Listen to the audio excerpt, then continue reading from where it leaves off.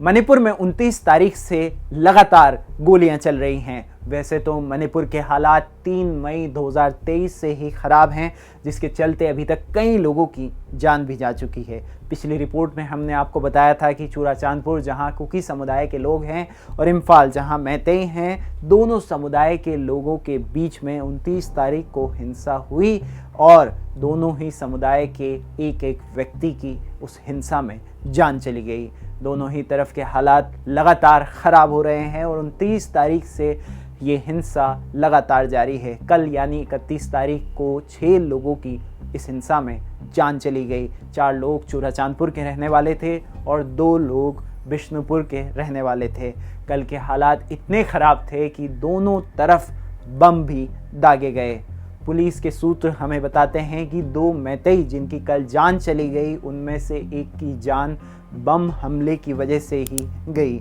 मृतकों की पहचान भी आपको बता देते हैं। पेबान सिंह जिनकी उम्र 50 वर्ष थी, मोइरांग थैम सिंह जिनकी उम्र 48 साल थी।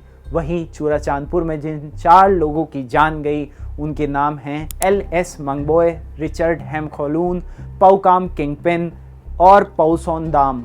इसके अलावा जो हमें जानकारी मिली है उसके मुताबिक चूड़ाचांदपुर में 7 लोग घायल भी हो गए हैं। दोनों समुदाय एक दूसरे पर सोफिस्टिकेटेड वेपन्स होने का, यानी जो खतरनाक हथियार हैं उनके होने का आरोप भी लगा रहे हैं।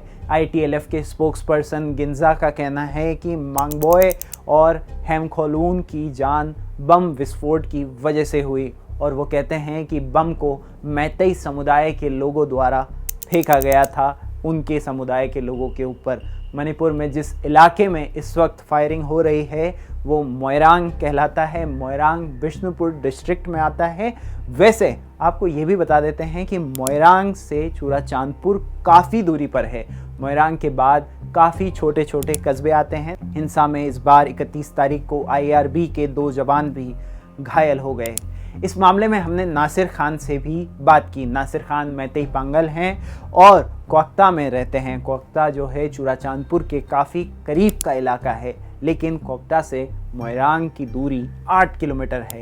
खान हमें बताते हैं कि मोइरांग से 8 किलोमीटर दूर होने के बावजूद खान दागे जा रहे बमों की आवाज़ को सुन पा रहे थे। 29 तारीख से लगातार हिल और वैली के बीच चल रही फायरिंग में दोनों समुदाय के कई लोग घायल हुए और 8 लोगों की अभी तक इसमें जान जा चुकी है। मोइरांग में अभी जिस जगह पर फायरिंग हो रही है वहाँ से कुछ ही दूरी पर तेरा खोंगसांग भी का इलाका भी है, जहाँ पर 1 महीने पहले फायरिंग हो रही थी, जिसकी ग्राउंड रिपोर्ट द वायर ने आप लोगों को दिखाने की कोशिश की थी। वीडियो का लिंक आपको एक बार फिर से हम डिस्क्रिप्शन में दे देंगे, जिससे आपको ये समझ में आएगा कि जो ज़मीन पर हालात हैं वो किस तरीके से दिखाई देते हैं।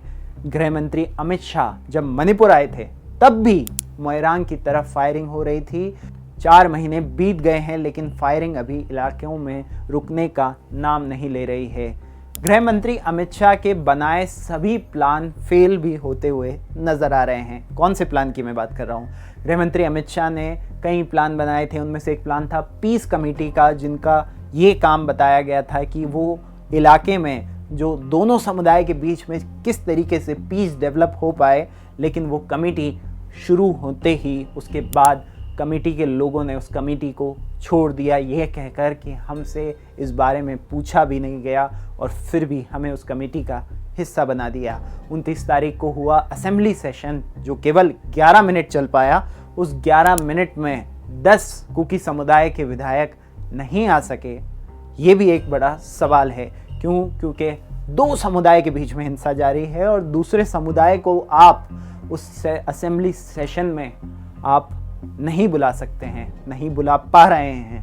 क्या है वजह? ये तो सरकार ही बता सकेगी। हाल ही में गृह मंत्री अमित शाह और बीरेन्द्र सिंह की मुलाकात भी हुई थी। उस मुलाकात के बाद ये कहा गया कि CRPF की 50 और कंपनी मणिपुर में भेजी जाएगी ताकि जो बफर जोन है हिल और वैली के बीच में जहाँ पे फायरिंग होती है वो रोक पाएँ। ये खबर 25 तारीख की है। उसके बाद से राज्य में 8 लोगों की मौत हो गई है। घायल होने वालों का आंकड़ा लगातार बढ़ता जा रहा है। मामले में जो कोई भी अपडेट होगी हम आप लोगों के पास लाते रहेंगे। मेरा नाम याकूब अली है। कैमरे के पीछे हैं देवी दत्त।